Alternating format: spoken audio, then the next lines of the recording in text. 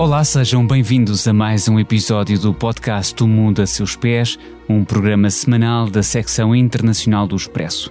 Eu sou o Hélder Gomes e estamos a gravar sexta-feira, 19 de abril. Quando formos para o ar, a guerra no Sudão terá completado exatamente um ano e uma semana. Uma guerra que deslocou 8 milhões e meio de pessoas, matou cerca de 15 mil civis e colocou 18 milhões à beira da fome. Outros 25 milhões dependem da ajuda humanitária. Isto são dados das Nações Unidas. Nesta edição, vamos então debruçar-nos sobre essa guerra esquecida no Sudão, e para nos falar deste assunto é a nossa convidada Alexandra Magnólia Dias, professora na Faculdade de Ciências Sociais e Humanas da Universidade Nova de Lisboa e investigadora do Instituto Português de Relações Internacionais. A edição técnica deste episódio é do João Martins.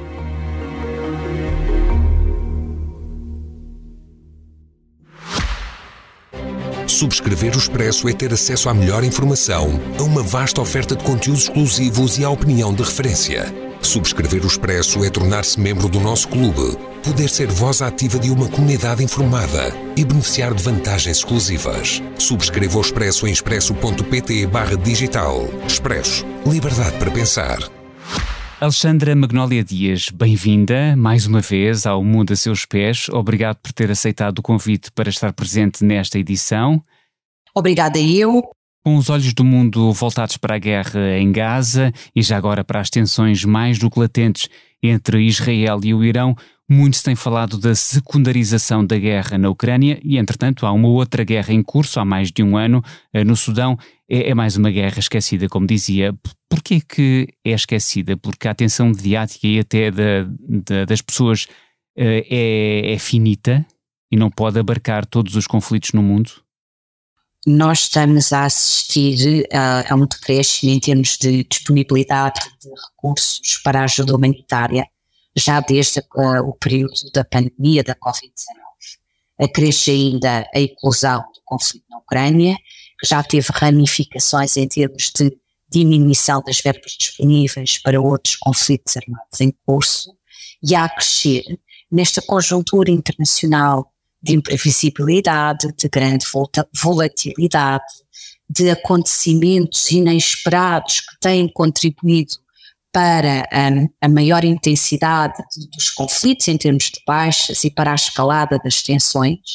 Temos este conjunto de conflitos armados em curso, que são igualmente meritórios de toda a atenção, tal como os conflitos entre a Ucrânia e a Rússia e o conflito no Médio Oriente.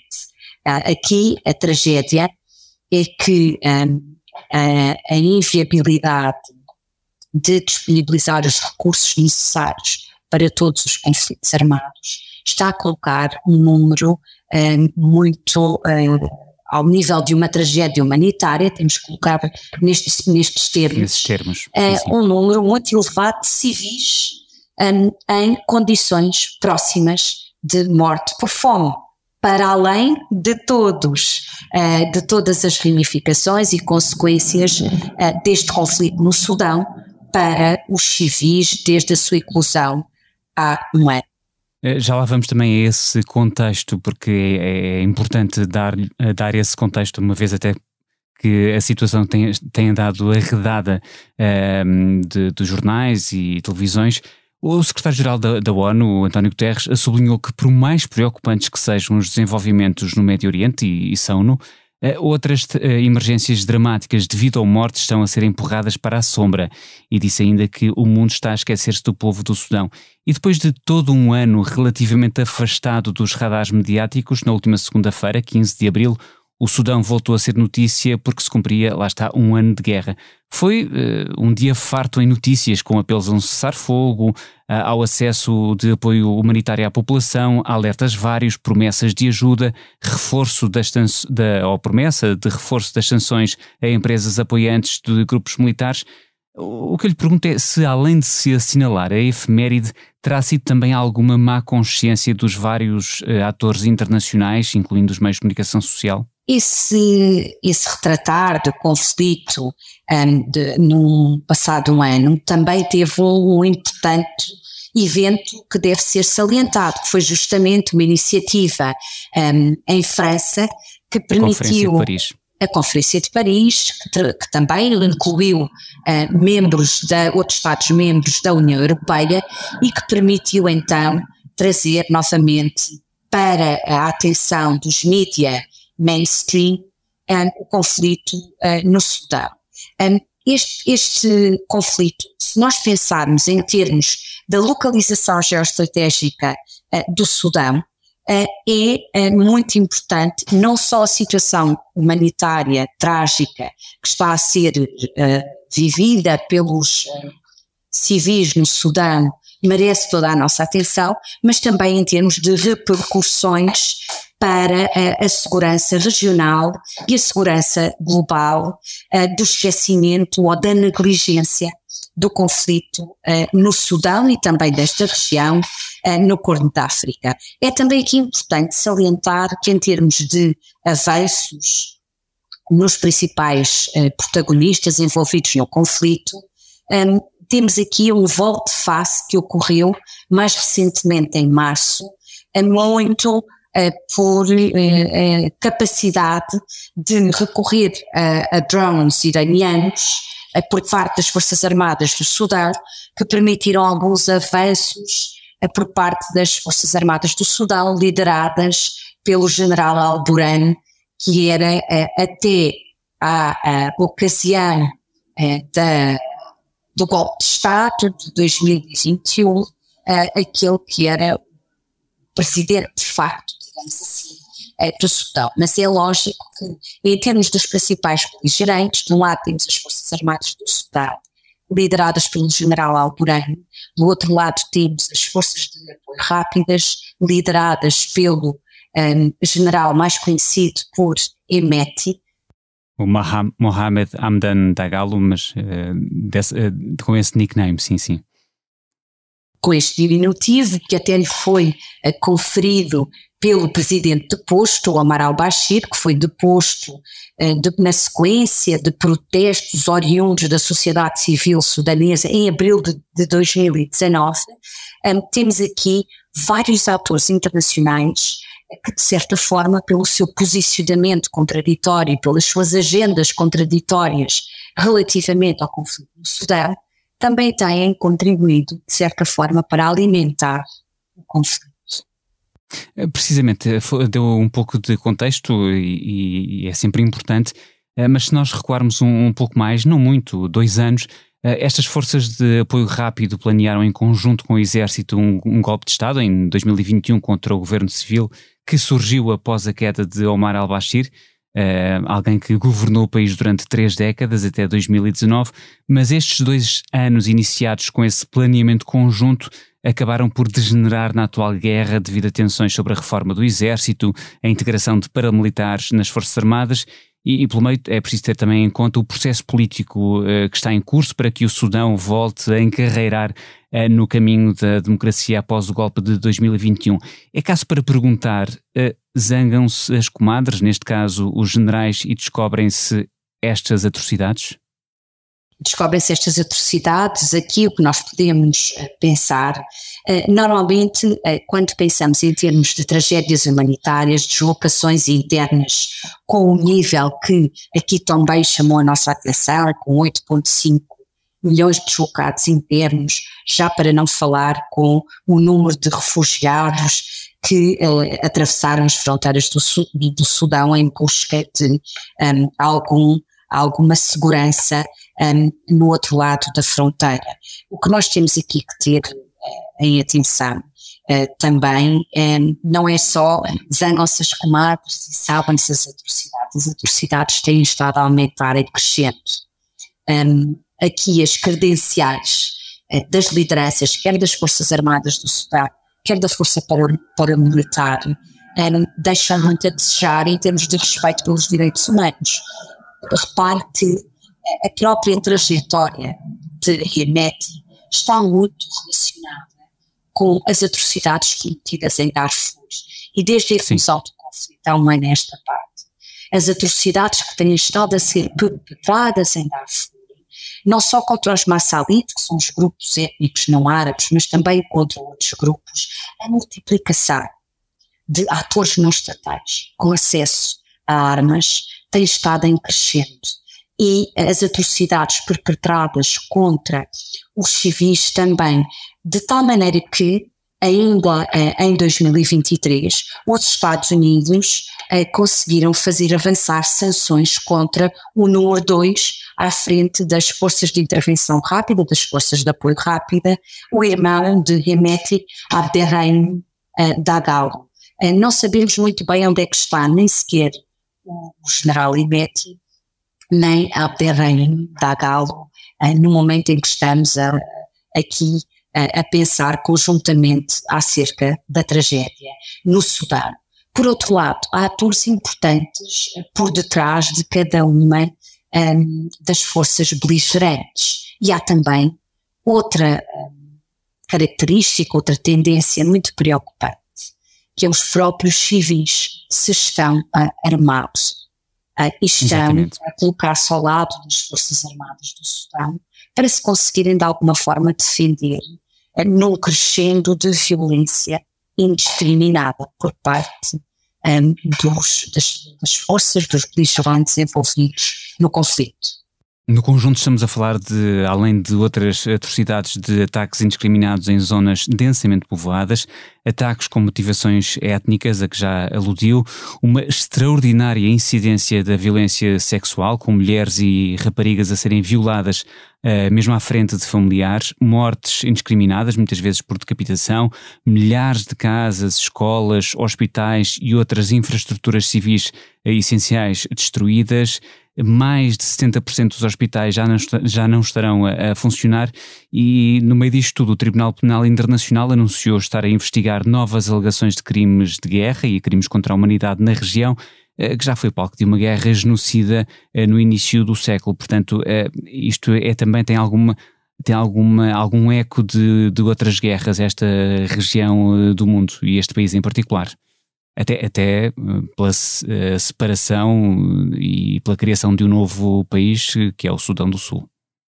Eu vou aproveitar este enquadramento que nos faz, que também captura a tendência para a recorrência de conflitos no Sudão, e a criação do Sudão do Sul, de um novo Estado, culminou a partir do Acordo de Paz de 2005, com a independência e criação de um novo Estado, para evitar justamente a recorrência de conflitos. Então temos aqui esta continuidade de uma tendência para a recorrência de conflitos. Qual é a novidade deste conflito? Também é importante salientarmos aqui, porque estava a chamar a atenção justamente para as atrocidades perpetradas em Darfur no início do século, mas há aqui uma novidade, é que os anteriores conflitos eram conflitos compartimentalizados, em que as hostilidades não eram trazidas para a capital. O que nós estamos a assistir neste conflito desde há um ano a esta parte é justamente a guerra urbana. E é muito iniciada, aliás, na capital, Khartoum. Exatamente, Khartoum é que foi aqui o epicentro do conflito. Exato. E esta é a novidade.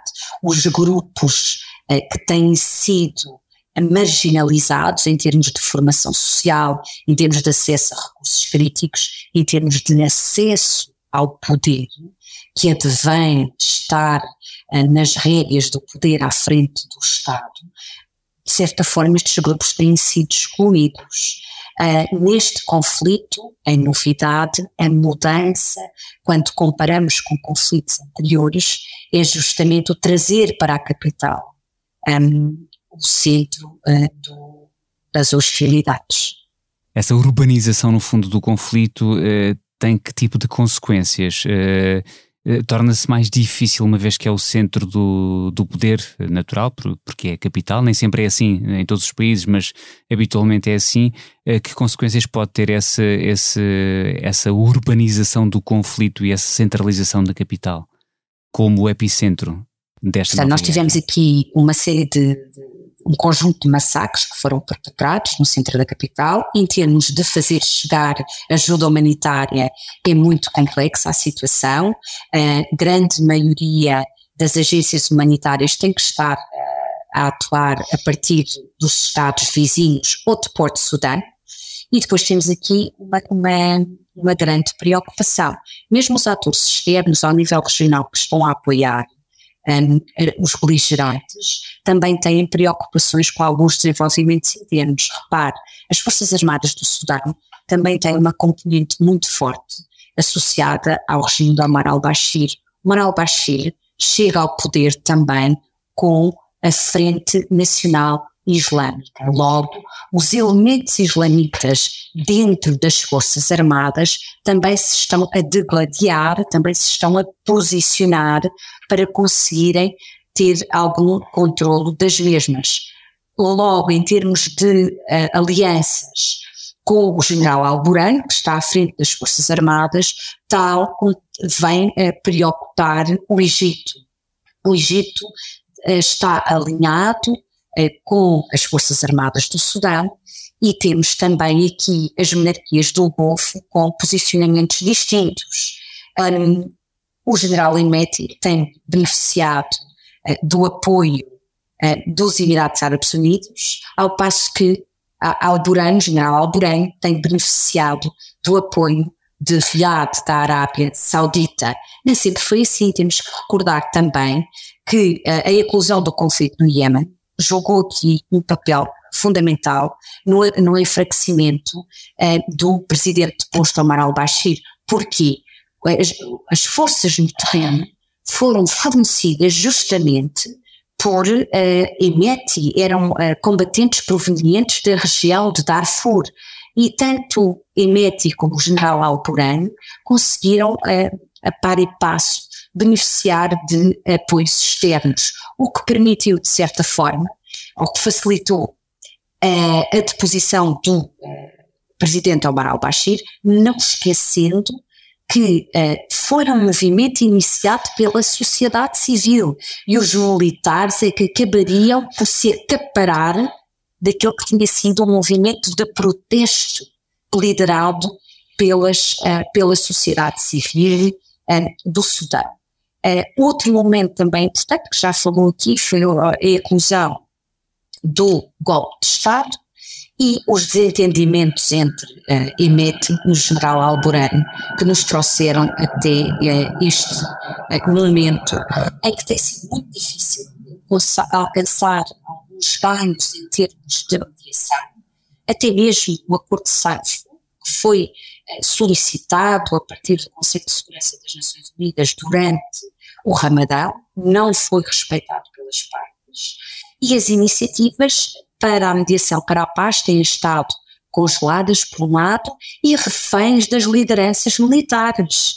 Esta conferência de Paris foi importante porque vai aqui trazer também para a mesa das negociações, ou vai dar algum palco, algum protagonismo às forças lideradas pelo antigo primeiro-ministro civil, primeiro-ministro Hamdok, e está-se aqui também a tentar trazer para a mesa de negociações alguns elementos representantes da sociedade civil. Mas temos que avançar por partes. De momento, aquilo que é mais urgente é conseguir trazer para a mesa de negociações e obter um acordo de cessar-fogo entre Hemeti e o general Al-Burhan, e não esquecendo que também no contexto de fortes sanções contra a Rússia, os mercenários da Wagner têm estado mais próximos de Hemeti, lá está, para garantirem o acesso às minas de ouro que têm sido controladas pelas forças de apoio rápido na região onde estes são oriundos. Temos aqui uma enorme complexidade em termos de rivalidade entre as potências, com repercussões em termos das regiões. E temos aqui, em termos da arena política interna do Sudão, um conjunto de apoios externos, em que os próprios aliados externos têm agendas divergentes. Também tem que salientar que a Etiópia está ao lado de Hemeti. Está ao lado de Hemeti. Porquê?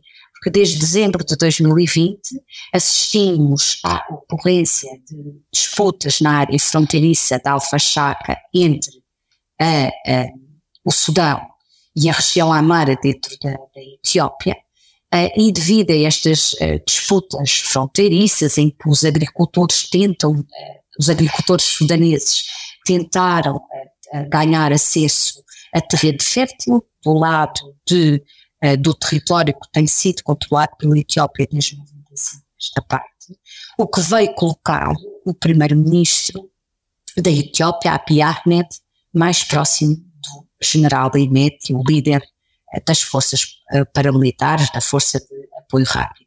Então temos aqui uma conjuntura muito complexa também em termos regionais, com o Egito e a Eritreia do lado das forças armadas do Sudão, o general Al-Burhan, os Emirados Árabes Unidos a apoiarem Hemeti e a Arábia Saudita a apoiar as forças armadas do Sudão, juntamente com o Egito.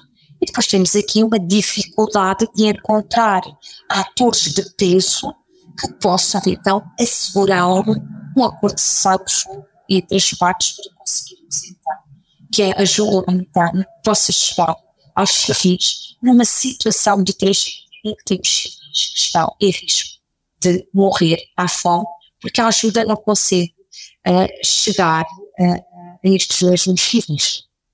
Precisamente, falou de uma série de atores estrangeiros, portanto externos ao conflito, mas com interesses naturalmente na região, no país.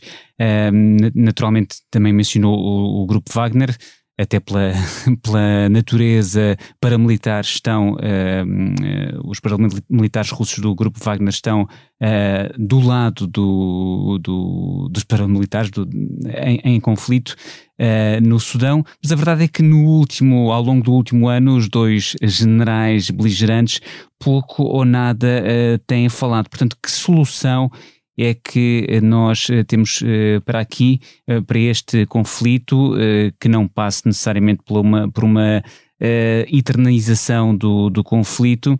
E já agora, esta nota importante é que a 3 dias desta Conferência Internacional de Doadores em Paris, em que eles se comprometeram a doar 2 mil milhões de euros em ajuda, o Ministério dos Negócios Estrangeiros sudanês condenou a falta de convite para estar presente nesta conferência, classificando até essa falta de convite como um desrespeito flagrante pelo direito internacional, a pretexto de uma suposta neutralidade para não envolver, para ter uma equidistância, os organizadores da conferência terem uma equidistância, guardarem uma equidistância relativamente às duas partes em conflito. Compreende-se esta ausência de convite ou está do lado dos organizadores da conferência porque se tivessem de chamar algum representante máximo destes dois movimentos beligerantes, teriam de ser os dois e não apenas um? O que é que nós podemos aqui depreender desta acusação por parte, desta crítica, digamos assim, por parte do general Al-Burhan? Por um lado, todas as tentativas de mediação para a paz deram privilégio, deram primazia aos protagonistas do conflito armado, em detrimento de quem? Das forças da sociedade civil. Aqui na Conferência de Doadores, penso que foi um elemento muito positivo trazer para ouvir também as perspectivas daqueles que são os representantes de uma aliança das forças democráticas. E também há que salientar o papel importante, um papel, não é demais utilizar o termo, heroico, tem sido levado a cabo pelos comitês de bairro para fazer chegar alguma ajuda essencial aos civis afetados e apanhados no meio das hostilidades. Logo, esta acusação por parte daquele que seria o presidente de facto do Sudão, o general Al-Burhan, é compreensível, não é? Mas penso que não reflete aquela que tem sido a falta de vontade política por parte dos beligerantes em obterem um entendimento. O entendimento que estão a visar alcançar nem é negociar a paz e ao mesmo tempo continuar envolvido na conduta de hostilidades. Nem se trata sequer de honrar os acordos de cessar de fogo. Logo, todas as iniciativas para a mediação para a paz têm falhado, não têm sido respeitadas aquelas que foram as medidas acordadas no quadro destas negociações para a paz por parte dos atores armados, e esta foi uma iniciativa que me parece muito louvável, importante, essencial e que vem restituir alguma agência e vem reconhecer também todo o esforço por parte de elementos da sociedade civil e também da elite política e não só de uma elite militar. Muito bem, continuemos a falar de doações. Até agora as Nações Unidas pediram aos doadores cerca de 2,5 mil milhões de euros para responder às necessidades humanitárias no Sudão, mas receberam apenas pouco mais de 145 milhões, ou seja, 6% do montante pedido. Ao mesmo tempo, várias organizações, entre as quais as Nações Unidas, denunciam que ambas as partes do conflito estão a utilizar essa ajuda humanitária como arma de guerra, com o exército a impedir a sua entrada nas zonas que controla e com os paramilitares a pilharem armazéns e a privarem a população da pouca ajuda que vai chegando. Portanto, 6% do montante pedido pelas Nações Unidas e esta... como se costuma dizer em inglês, esta weaponization da ajuda, da pouca ajuda humanitária que vai chegando.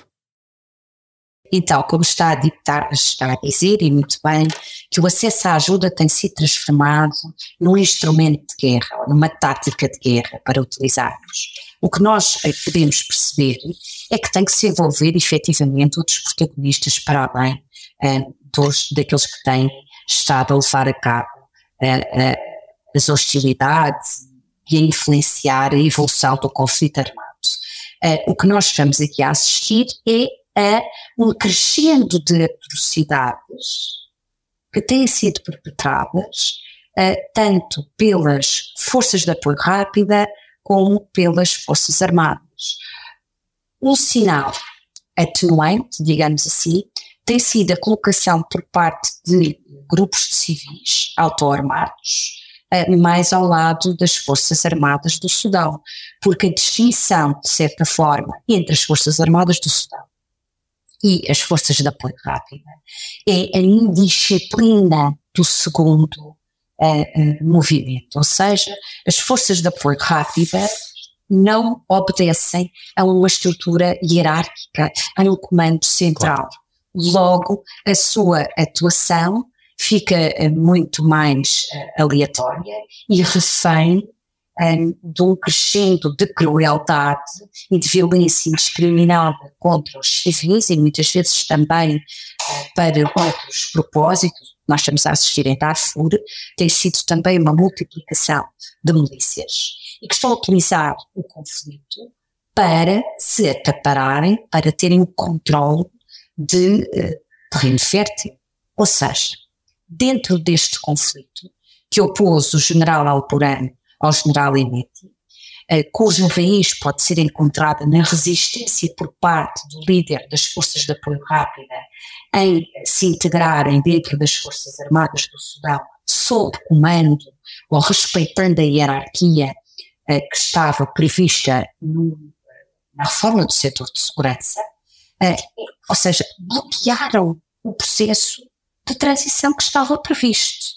E à sombra, para utilizar o termo que disse há pouco, que o conflito está esquecido, à sombra deste conflito principal, nós estamos a assistir à multiplicação de outros conflitos e esta tendência muito preocupante, que é a multiplicação de atores não estatais com acesso a armas. Eu, se fosse civil no Sudão, iria aprender a defender-me. Se a minha segurança e a daqueles que me são próximos nem sequer é garantida nem pelas Forças Armadas, nem pelas Forças de Apoio Rápido, ou a pessoa consegue sair do país, ou se não consegue sair do país, apenas os mais privilegiados conseguem ter esta sorte. Como é que vai garantir a sua segurança num contexto em que aqueles que detêm as armas, que estão na posse das armas, estão a atentar numa paz diária contra os civis, contra centros de saúde, contra os locais onde está albergada a ajuda humanitária, que é tão essencial numa situação em que nos estamos a aproximar.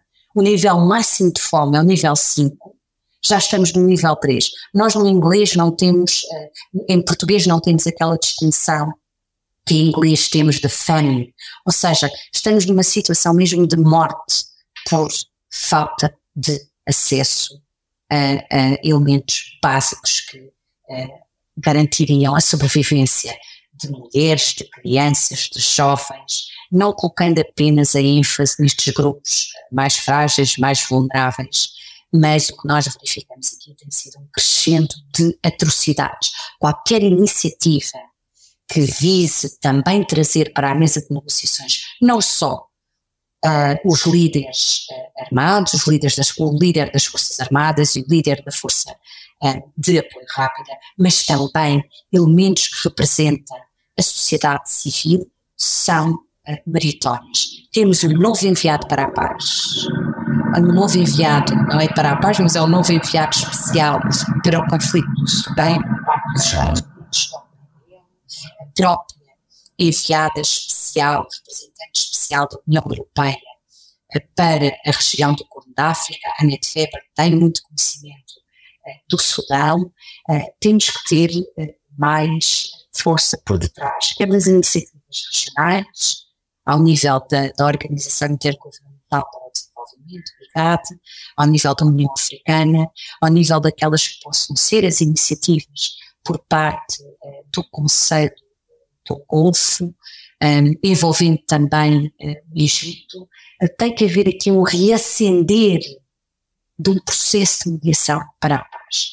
Esta situação é insustentável do ponto de vista humanitário, do ponto de vista da conduta das hostilidades, os drones aos quais as Forças Armadas do Sudão têm tido acesso, quer provenientes da Turquia, quer mais recentemente do Irão, permitiram alguns ganhos, mas não são ganhos que me permitam uma vitória das partes. A solução tem que ser política e tem que haver aqui um investimento por parte de atores de peso para conseguir obter um acordo de cessar-o-fogo.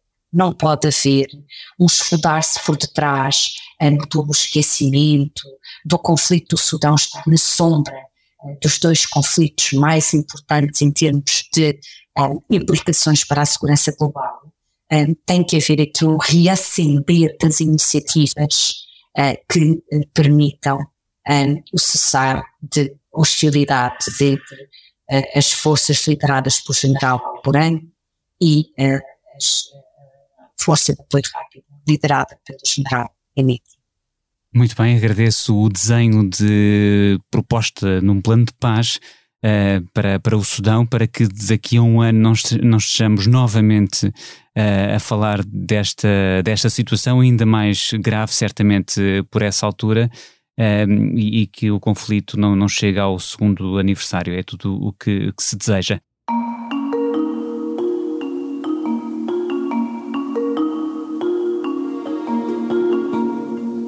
A fechar esta edição, a pergunta da praxe do mundo a seus pés: se neste momento Alexandra Magnólia Dias pudesse viajar para qualquer parte do mundo, para onde iria e porquê? Esta é sempre a pergunta difícil e acabo sempre por estar impreparada, porque os locais para onde eu gostaria de viajar são locais que atualmente não é possível visitar. Mesmo ao lado do Sudão, tem a vizinha Etiópia, que também está a braços com um crescente de conflitos internos. Gostaria sim de lhe dizer que o meu lugar de eleição seria a capital da Etiópia, Addis Abeba, não por ser a capital da Etiópia, mas sim por ser a sede da União Africana. E gostaria sim de ver uma União Africana com maior capacidade de mediação nestes conflitos tão importantes. É insuficiente o papel da União Africana, é insuficiente o papel das organizações regionais, mas estando a União Africana sediada na capital da Etiópia, em Addis Abeba, seria para mim o meu primeiro destino de eleição. Muito bem, viagem marcada para Addis Abeba.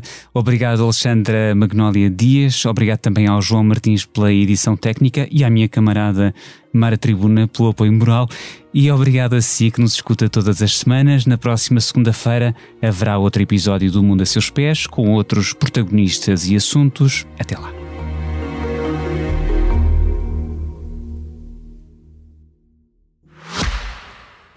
Subscrever o Expresso é ter acesso à melhor informação, a uma vasta oferta de conteúdos exclusivos e à opinião de referência. Subscrever o Expresso é tornar-se membro do nosso clube, poder ser voz ativa de uma comunidade informada e beneficiar de vantagens exclusivas. Subscreva o Expresso em expresso.pt/digital. Expresso. Liberdade para pensar.